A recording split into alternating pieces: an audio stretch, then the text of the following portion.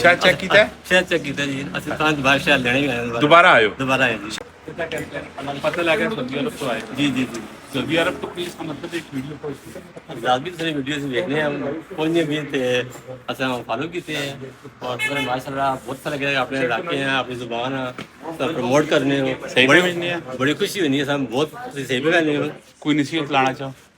नहीं कोई भी नहीं तो सर माशाल्लाह जिस तरह अपना कैरी ऑन जारी रखो बहुत अच्छा सा मतलब वीडियो वगैरह सारे देखने शौक नाल और अपने इलाके हैं अपनी जुबान प्रमोट होने का सब खुशी होनी ਅਸੀਂ ਤਾਂ ਸਾਰਾ ਸ਼ੁਕਰੀਆ ਅਦਾ ਕਰਨੇ ਆ।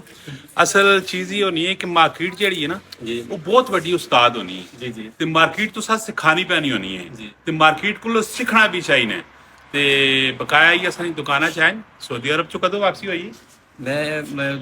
मैं एक महीना हो चुकी है ਇੱਕ ਮਹੀਨਾ ਹੋ ਗਿਆ जी जी ਤੇ ਸ਼ਾਇਦ ਲਈ ਵੀਡੀਓ ਬਣ ਉੱਥੇ जी जी शायद ਚੈੱਕ ਕੀਤਾ ਹੈ? शायद चेक किया जी ਅਸੀਂ ਤਾਂ ਦੁਬਾਰਾ ਸ਼ਾਇਦ ਲੈਣੇ ਵੀ ਆਏ ਦੁਬਾਰਾ ਆਇਓ। ਦੁਬਾਰਾ ਆਏ ਜੀ ਸ਼ਾਇਦ ਠੀਕ ਹੈ?